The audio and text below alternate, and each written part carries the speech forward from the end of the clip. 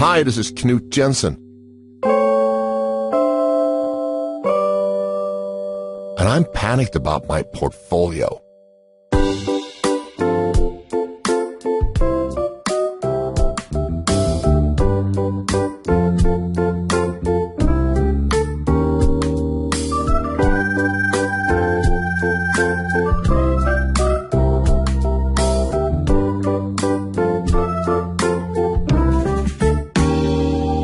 Hey, Nut. Hey, Howie. What is happening? I'm really panicked about my portfolio. You're panicked about your portfolio? Because it's non-existent right now. I sold everything some months ago, and I think I did the right thing. I can get back in again now, maybe. What do you think? Well, we're going to talk about it. Today is our second annual look ahead. I don't know what we called it last year, but a look ahead. The year ahead is what we called it. Yeah, the year ahead. So we're turning a calendar here soon, 2023. I don't even want to look back at 2022 at this point. Everything made sense and nothing made sense. I think the biggest story of the year is happening at the end of the year, which involves, crypto and fraud. So, yes. The buzzwords of 2021 and 2022 were Solana, Ethereum, Bitcoin, crypto, degen, laser eyes, things that you don't care about. But I couldn't wake up without seeing that in my feeds and my LPs asking me questions. And I truly never had a great, as you know from recent podcasts, I'm going down the rabbit hole on NFTs and art, but I still don't have a strong grasp. And I've tried to, I've had Multicoin on, I had Sam on. Way back in 2021, people should go listen to that because you can read a lot into it by how smart he is, most importantly, because he's not shy.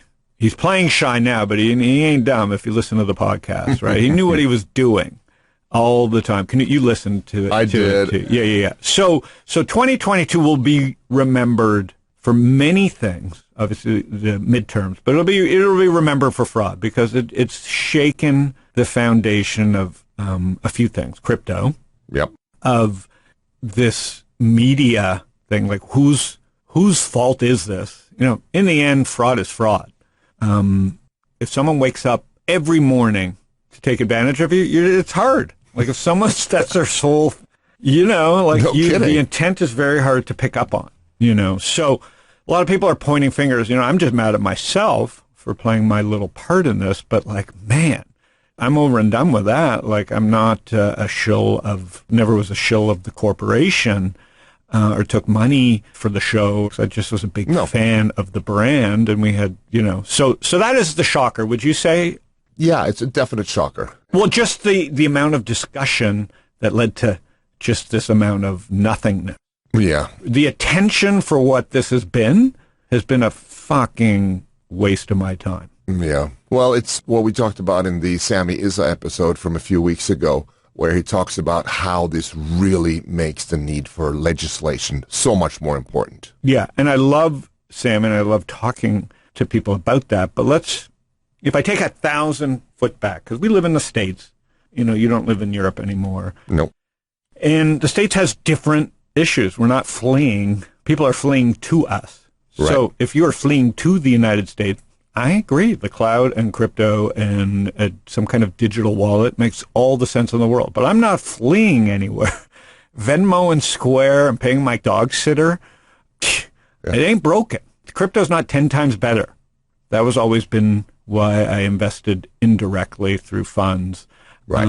I think what this brings to light, for me, sloppy behavior by investor Howard, the personal investor here, is I started to get caught up in my own hype. These are really good lessons, right? Yeah. And, you want to go back and look at your journals and think about how you thought about it. So 2022, that's just entrenched, much like remembering where Bernie Madoff was when he was hiding out as an apartment in 2008 and having the CNBC crew outside his house. This has been like the fucking same thing 14 years later. Okay. Yeah. So that's too close together. That's freaking me out.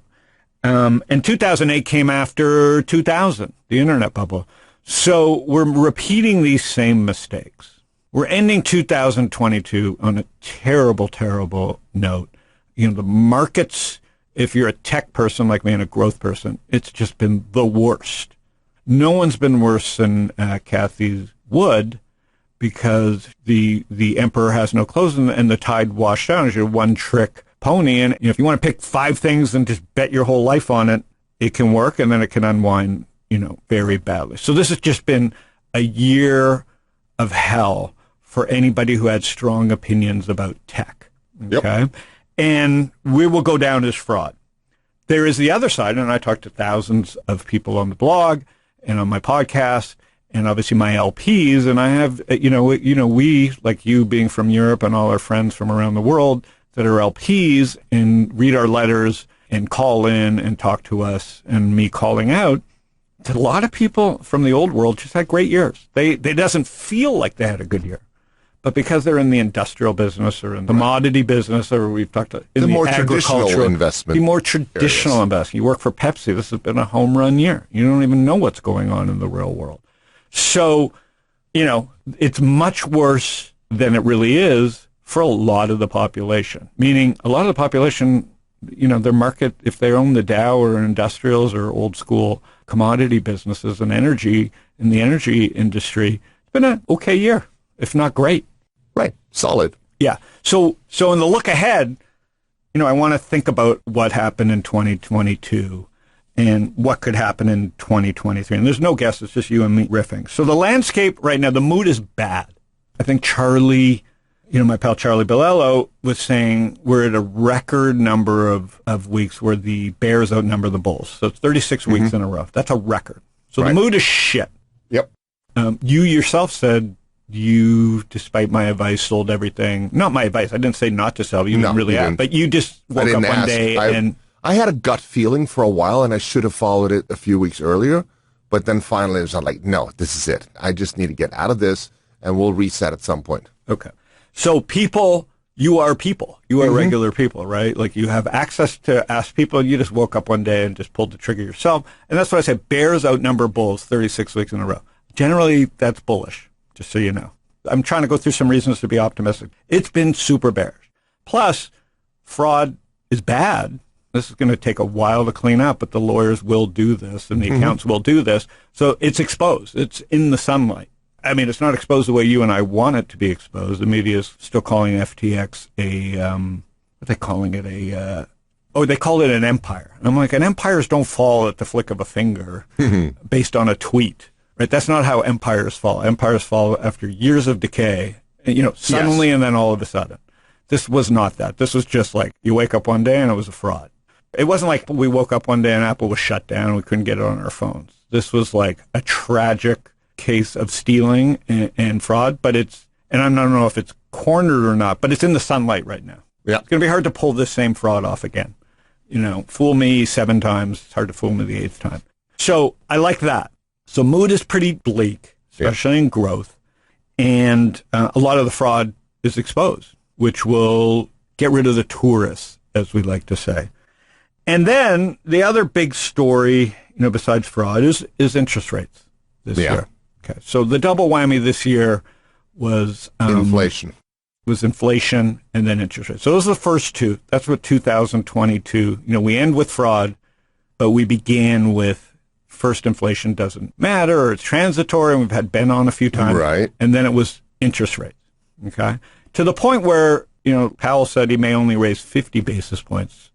And the market actually went up on that news. Whereas 2 years ago, if Powell woke up one day and said, listen, we're thinking of raising rates 50 basis points, the market would have plunged 5%. So we've now at least trained people's psychology, like yourselves, to just expect bad news. Bad news is good news, meaning we expect more Fed hikes. We expect to get hit in the head with an inflation number that surprises us. As bad as it is, those are good things because now they're in the public discourse. They're on page 1. It's the page 10 stuff that gets you. And that's what we're here looking for as we look forward to next year.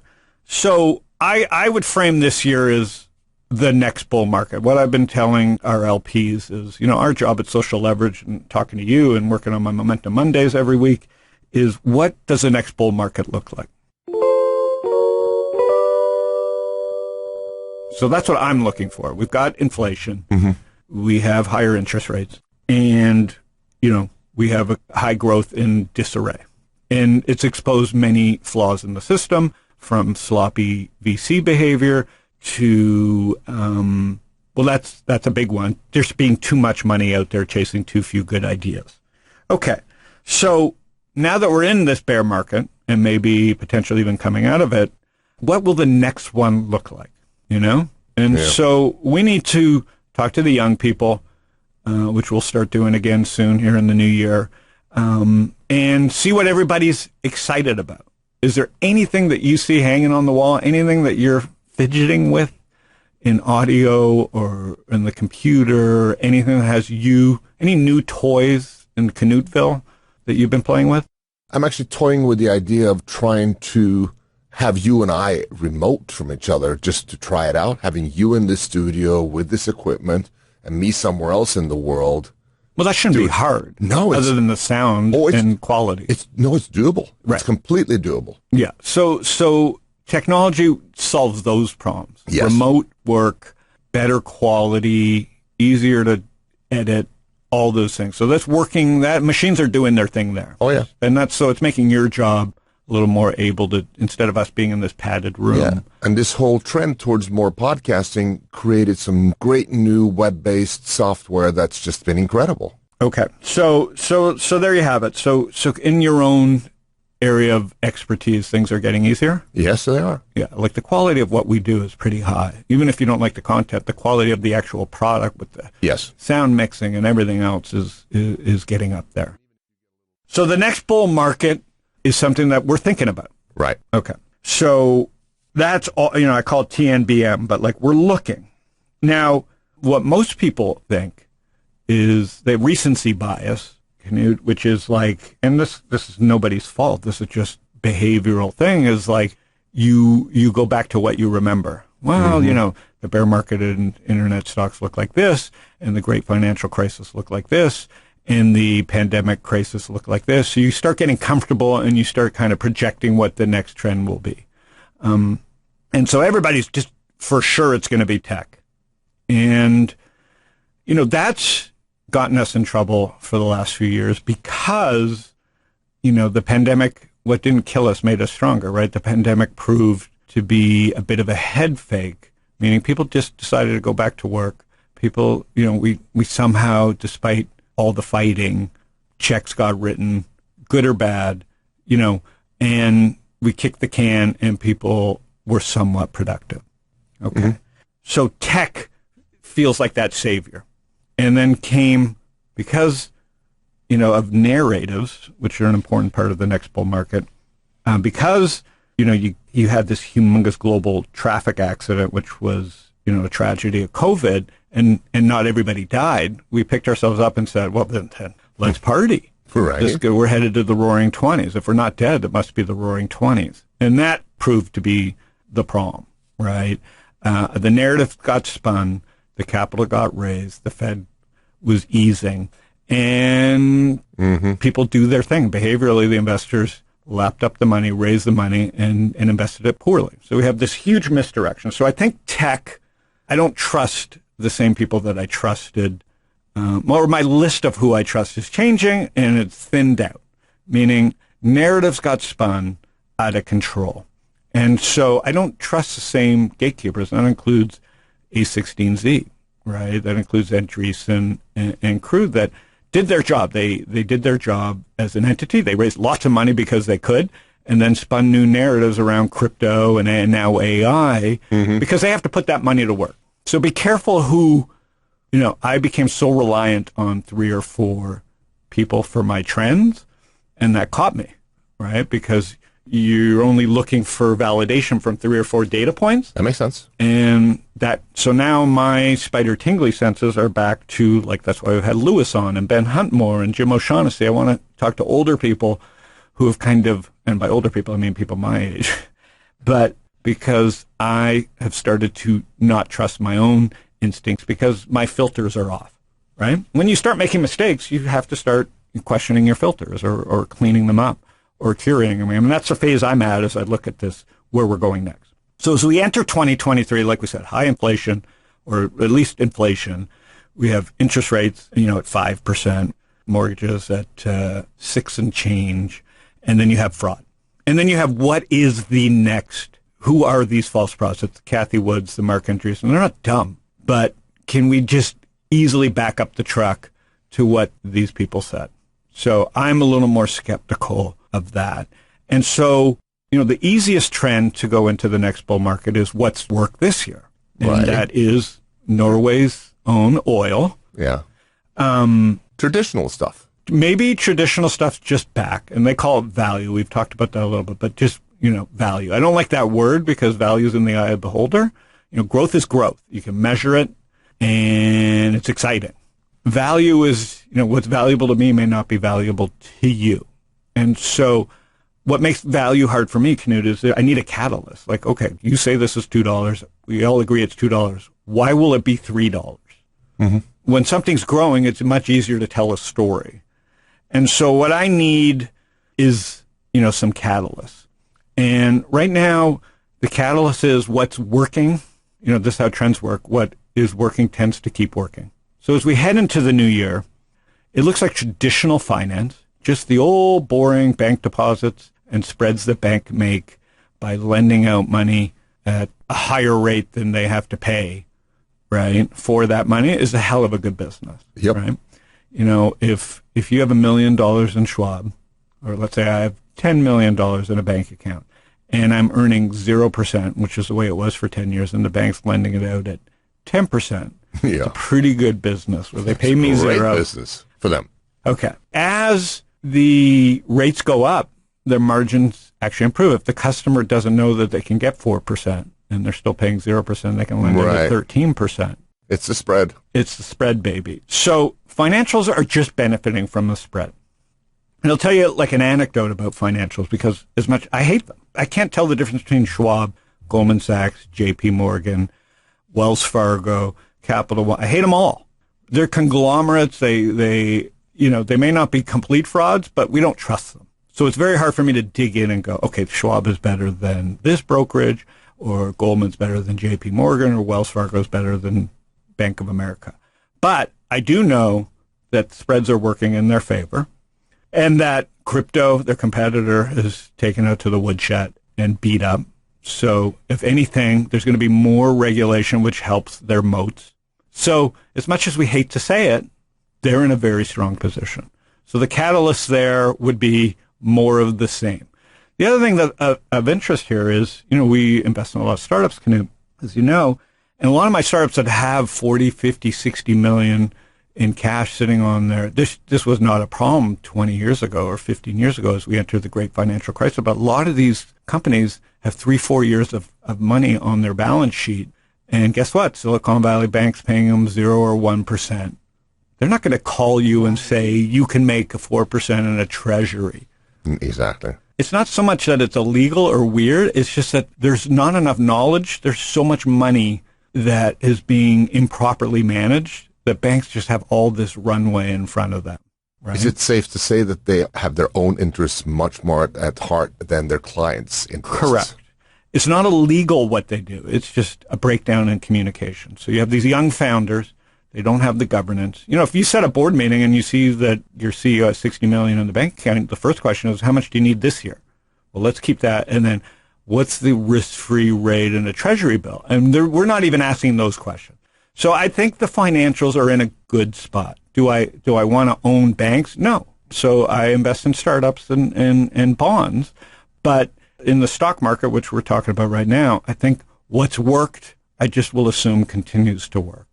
And one of the reasons is tech is such a huge part of the S&P right now. Everything's been tech for so long. Right. And as that unwinds, these things can take 4, 5, 6 years. People hold on to their tech stocks. They think things have bottomed. And then they start worrying about, well, I don't want to buy financial stocks this year. I should have bought them last year. And that's just how trends persist. Yep. So as we roll the calendar, my safest bet as a trend follower is what's worked this year will continue to work next year. Okay, that's just a data point that I like to use. Mm-hmm.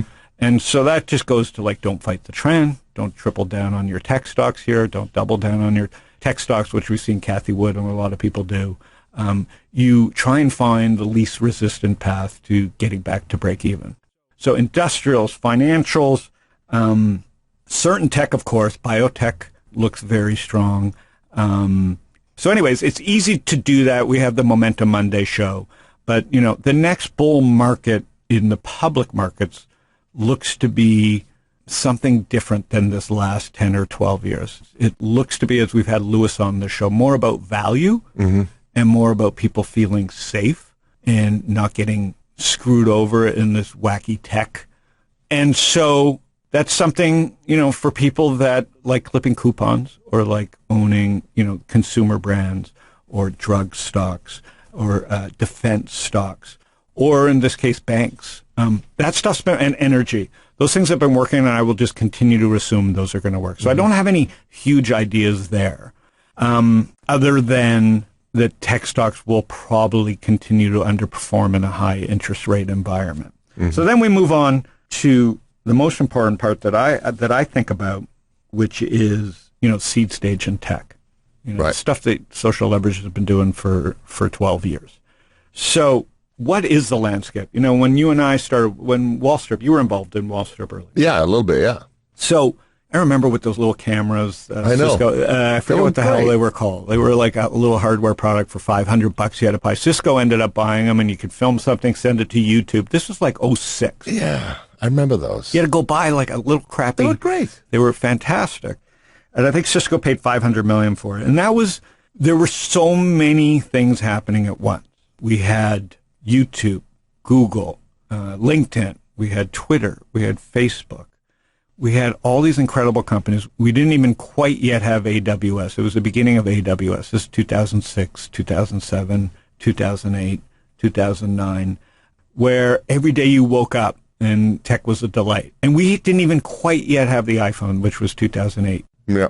So all this was happening, our video and YouTube. This was still a BlackBerry world, a tech-based world. We didn't even have smartphones. We had Nokia. You had Finland as the tech leader of the world. As the last tech boom started, we had Finland. And now we have Finland who? Well, it's not that Finland who. We have Apple. I know. And Google, right? And which is part of our problem that we'll end with. So the landscape is very different, Yep. Like podcasting is a given.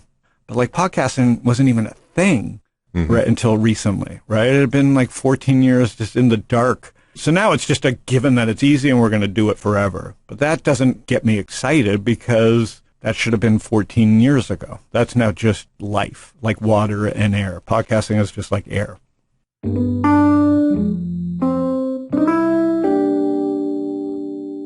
So in 2006, 2007, the last time there was this need for a next bull market, right, where tech was 4 or 5 years in the dark, you had this unbelievable explosion of platforms and sharing, this web of ideas and sharing. And then you had AWS, which was the cloud, and then you had the smartphone and the App Store. And there was no way not to be bullish. Right. There was always people that were like, oh, this is a fad. There's always going to be those people. And I may be that person today around crypto, and I may be that person around AI. But these are not things that the consumer, I'm excited about. So we don't have that as we head into 2023. So not only do we have higher interest rates, which should lower multiples in tech and growth ideas, we don't have like next big thing, right? We have the same oligarchs that we had, banks.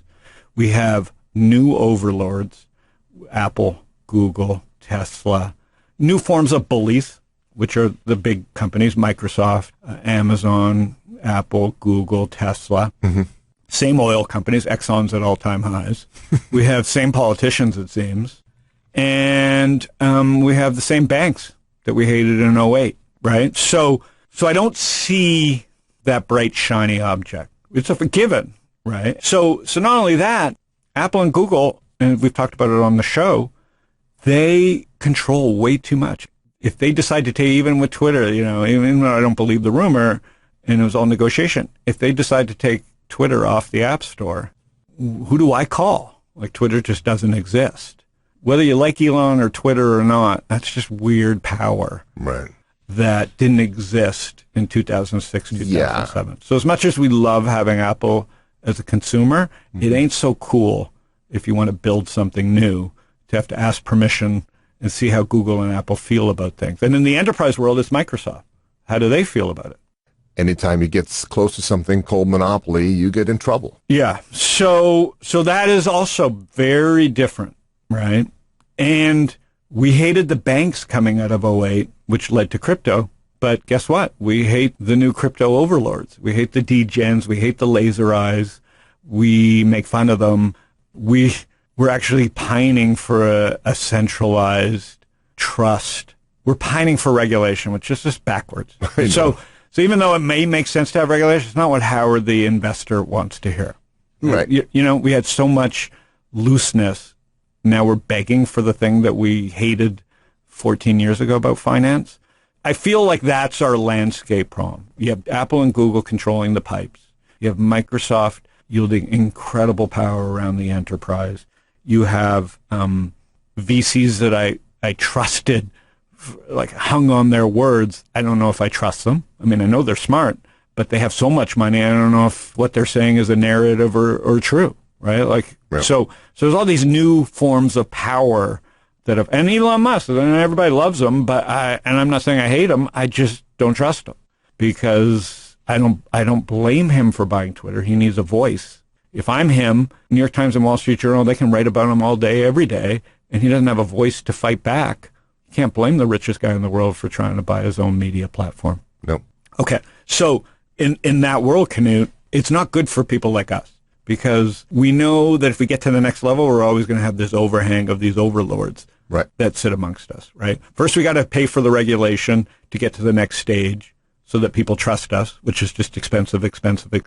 We have higher interest rates. We have inflation. We have people in a bad mood. And then when we get to the next level, money's more expensive. There may not be as many VCs. Trust is down. The choices that investors have between higher interest rate bonds and energy stocks and industrials now competes with this VC dollar. So all these things make me a little bit nervous about my job and what I do for a living, meaning that I know I'm good at it, but the landscape is different than it was 14 years ago. So as I think about the next bull market, not to be negative, I have to think through all this stuff as we enter 2023.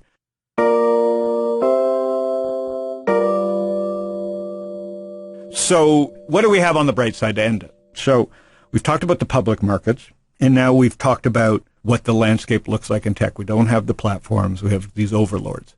So maybe we just have to start rethinking things. And, you know, for us at Social Leverage, it's just, you know, less thinking about, is this company going to change the world, which was fun to think about in 06, 07, 08, when things just took off and got to 10 million users in 2 weeks and money was free. I don't think that same thing exists today. And so that's what I'm trying to come to grips with is like, what are the things that get me excited? And what are the things that can put points on the board for my LPs? And what are the things that are exciting people out there? So, we've talked a lot about pickleball. We've talked a lot about golf. Like certain things are becoming clear in the sense that Americans are looking for new pastimes. They're looking for new ways to experience things, and we've seen the explosion in some games. We've seen the world shrink. You're not going to pitch me on your idea being a hit in China the next day because China's closed off.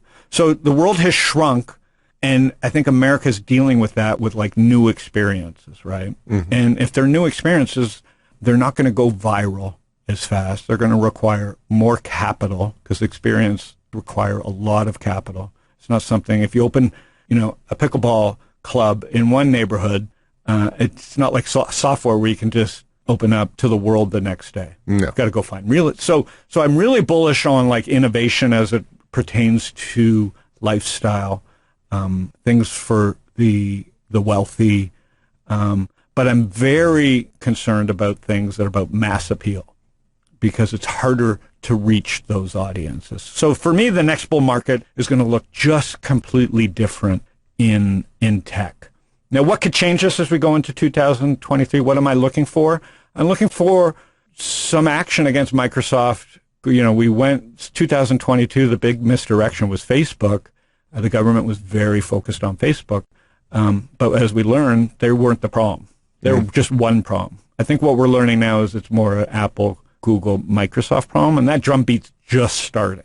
Okay, so as we end 2022, it's probably not on your radar yet, but Musk and the politicians are starting to gang up on Apple and Google. And I think that's a better concern. You know, Warren Buffett is all in on Apple 40%. Of course he is, because they have a monopoly. And they're doing it with smiles. You know, they're doing it the same with the customer loves us. We're doing the right thing by customer. You can trust us, you know, and as much as they're the best of the worst, I worry about that. So what could change my thinking around growth would be some kind of breakup of the Apple, Google, Microsoft kind of monopoly on things. Now, it would be chaos, and there'd be a lot of misdirection. But that would get people off the sidelines saying, you know what, I don't have to get approved in the App Store. I can just build a website, and if people like my product, they can put it on whatever phone, whatever their hardware is, and appify it. So again, I'm thinking about those things. So that was the promise of crypto. Everybody's like, oh, we're going to get around the man. Well, it turned out it's not that easy to get around the man. So I think 2023 will be about dealing with the man. And the man is Apple, Google, Microsoft, the political weaponry of, you know, this us against them. We've got to come to some kind of middle ground. And then we got to get people excited about some things, right? We have to get people working on some things that we can all, or at least can agree on. So I'm looking for that kind of consensus as we head into 2023. So going into it, I'm a little concerned about my area of the market, as we just discussed. I'm worried that we don't have that next big thing. There's a lot of narrative, but I'm also optimistic, Knut, that I think people are getting focused on what the real. We're starting to like we've kind of been pretending that maybe it's not Apple, and we love Apple and Google and Microsoft, but we've created these monsters that are great, and they employ a lot of people, and with their, you know, our iPhone, we can't imagine living without it, or if you're in another part of the world, the Android. And I can respect their competition against each other, but I'm also now skeptical. Do you feel at all any of that about Apple, Google, Microsoft? As someone who doesn't think about the world the same way, where do you see those three behemoths? I know one thing. There's never in this world been a good dictatorship. And I think you're looking at these companies being so big that they can dictate what's going on. Yep. And that is the big danger. Yes, we need to take some of the power away from these guys. Otherwise, they're going to run over us. But as a consumer, I don't think you care. You wake up every day, the iPhone works. No, but I think a little more macro than that. Yeah, I know you do because you're from Europe, but I think we need to wake up Americans to like this lie that if it's good for the consumer, it's good for the country. Yeah. And, you know, we're losing a lot of freedoms because I don't like the way Musk handles things, and Bezos and Murdoch, but we as a nation need to remember that like we need growth. We need organic growth, not just growth that you buy, you know, but true things that could stand out without having to spend billions of dollars. Like the next great thing should be able to be heard and be seen a lot easier. And we had that in 06, 07, 08. It was just magic. It was just every day I get an iPhone, what? There's an app store and I can just do everything that I used to do on my PC on my phone. And now I long for a day where my phone doesn't look the same as everybody's, and that I can not have to build something that has to appease Apple, Google, and have a way. It's very expensive to do all those things.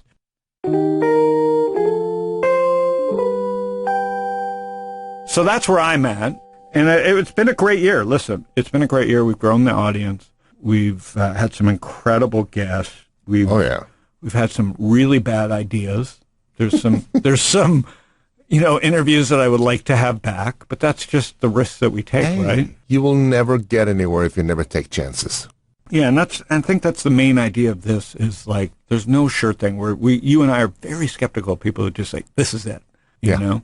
And I've learned that this year myself is like it's sometimes easy for me to spot the other charlatans, but sometimes if my filters aren't right, and I was a little sloppy around my filters, you can get sucked down the wrong rabbit hole, and you can waste a couple years, 3, 4, 5 years. And you know, time is Jim O'Shaughnessy said, you know, when you're young, you're a time billionaire. And as you get older, you just don't want to waste those billions on the wrong, you know, rabbit holes or chasing the wrong thing. So, you know, I'll end up by saying what I always say with JP is like, there's no such thing as information overload, only filter failure. And so as you enter 2023, it's a great time. People always have these like lists that they want to do. One of the most important lists is just find good mentorship and kind of clean up your hose of information and kind of like, why am I following that person? What have they done for me lately? Really decide where you're going to spend your time and who are the right people to follow. Build that peloton. And this has been a good year for people to like remember that there's no one gets it right all the time.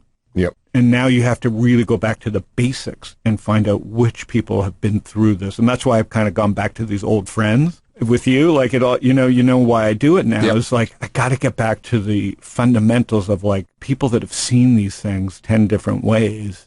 And we kind of like group think this through and where we got it wrong and kind of like, pick ourselves up and kind of push forward into the next year.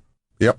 Anything else, Knut? I know you're panicked about your portfolio. Does that help you think through it at all? It doesn't help you with timing, but what like? No, I think I'll just sit back and observe for a while because right now, one of the big problems we see with a lot of people is they think black or white. I think the most important thing you can do in this landscape is to use gray tones and say, I believe in this, but not maybe so much. People are so on or off. I think the whole life and all decision making is about a dimmer switch. It's not about on or off. And the dimmer switch now, it's a really good point because now you can get paid 4% while you wait. It was free. So the Fed, there's one last thing, they did their job.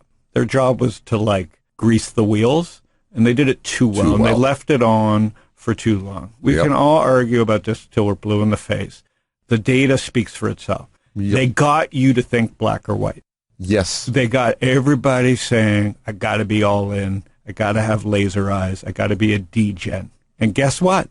We degened ourselves into, a massive hysteria. The great news is it's a great time to be gray. You get paid. There's bonds. I had my first bond moment this year in October. I'm Treasury Howard. At a bond moment. And listen.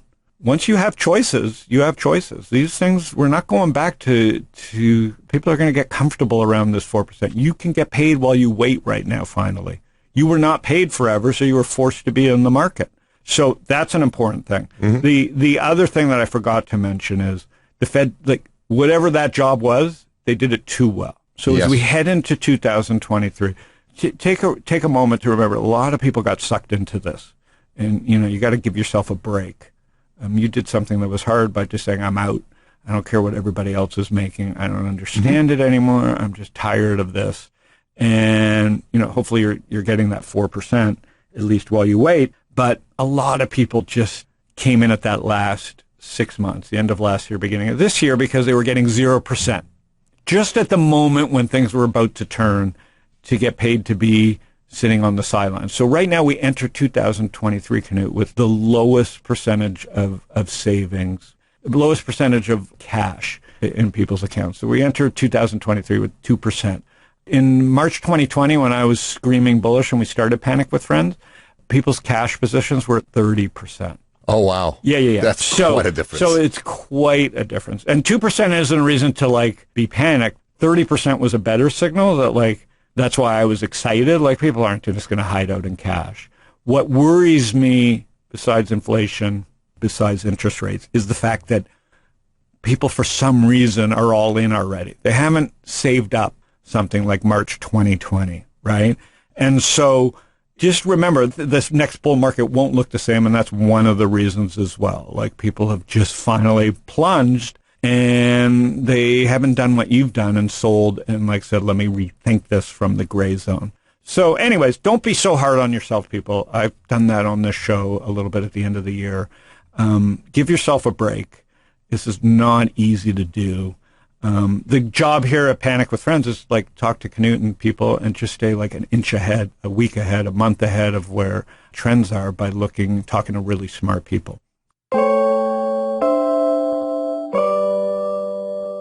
Knut, it's a great year. Yes, thank you. I don't know if it was a great year in general. It was a great year that we got through this, and we had, 50 or so episodes.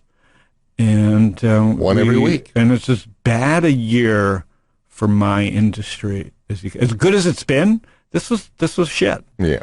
And so it's a good time to turn the page and kind of clean things up and start fresh. I hope everybody has an incredible holiday, and we will be back talking to everybody next week.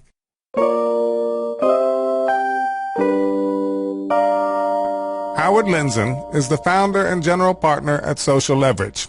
All opinions expressed by Howard and podcast guests are solely their own opinions and do not reflect the opinion of Social Leverage or StockTwits. This podcast is for informational purposes only and should not be relied upon for decisions. Guests may maintain positions in securities discussed in this podcast.